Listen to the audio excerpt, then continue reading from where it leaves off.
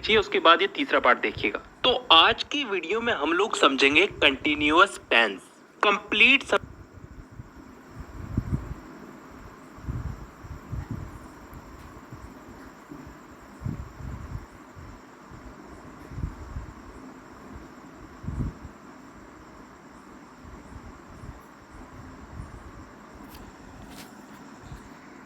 समझा दूंगा, एक भी चीज बाकी नहीं रहेगी, लेकिन इसके बाद आपको प्रैक्टिस की जरूरत पड़ेगी।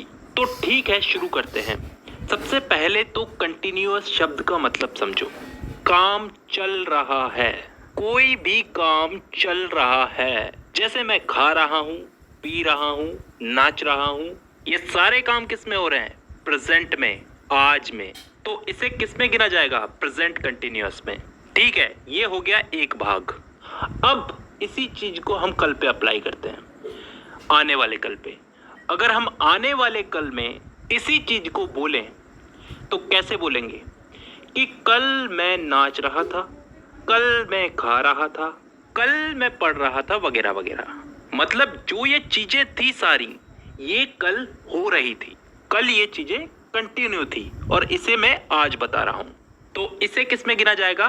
पास्ट कंटिन्यूअस में। अब यार दो टेंसेस में हो चुकी है, प्रेजेंट और पास्ट में, तो फ्यूचर में भी हो सकती है। कल मैं खा रहा हूँगा, कल मैं नाच रहा हूँगा। तो मतलब कोई भी काम कल कंटिन्यू रहेगा, तो इसे कहेंगे हम फ्यूचर कंटिन्यूअस। तो कहने का मतलब है कि तीनों कालों में काम चल रहा है, प्रेजेंट कंटिन्यूअस, पास्ट कंटिन्यूअस और फ्यूचर कंटिन्यूअस। और अगर इन तीनों को हम अपने चार्ट के हिसाब से देखें तो यही तीनों आज हमें पढ़ने हैं। तो मैं सबसे पहले प्रेजेंट कंटिन्यूअस वाले वाक्यों को लेता हूँ। अगर मैं आपको इसमें कुछ इंग्लिश में आज कोई सेंटेंस नाम बनाने चल के लिए रहा दूं, है, कुछ जैसे मान लो मैं फुटबॉल खेल रहा हूँ, इसी का एक नेगेटिव दूं कि मैं फुटबॉल नहीं खेल रहा हूँ, और एक प्रश्नवाचक कि क्या मैं फुटबॉल खेल रहा हूँ। तो इन तीनों को इंग्लिश में ट्रांसलेट करना कोई बड़ी बात तो नहीं है, लेकिन फिर भी अगर हमें इनके रूल्स पता होंगे, रूल्स मालूम होंगे, तो इन्हें ट्रांसलेट करना इतना आसान हो जाएगा कि हम कैसे भी सेंटेंस को ट्रांसलेट कर सकते हैं। तो मेरे हिसाब से हमको पहले रूल्स समझ लेने चाहिए। बहुत ही सिंपल से रूल्स हैं, आराम से समझ में आ जाएंगे।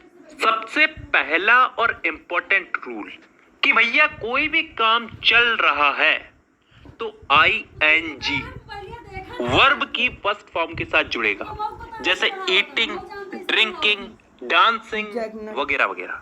सब कामों के आगे ING आ रहा है ना, तो वर्ब के आगे, वर्ब की फर्स्ट फॉर्म के आगे ING लगाएंगे। दूसरा रूल इज, एम, आर का प्रयोग। ये बहुत ही सिंपल चीज है, बहुत सिंपल चीज। इन तीनों में ये जो एम है ना, इसका लफड़ा तो छोड़ ही दो, क्योंकि ये हमेशा आई के साथ ही जुड़ेगा। उदाहरण के लिए I am a boy, I am a teacher, तो जुड़ रहा है ना आई के साथ एम, आई एम। जहां तक बात है इस इज की, तो ये इज हमेशा सिंगुलर सब्जेक्ट यानी कि एक वचन के साथ जुड़ेगा, जैसे he, she, it. He is, she is, it is. तो मतलब है तो अकेला आदमी ना, तो अकेले पर्सन के साथ में इज जुड़ेगा। अब जहां तक बात है इस आर की, इसका तो आप सोच ही सकते हैं किसके साथ में जुड़ेगा? प्लूरल के साथ में, बहुवचन के साथ में, यानी कि यू, वी, दे। बहुत सारे लोग हैं, उनके साथ में आर जुड़ेगा।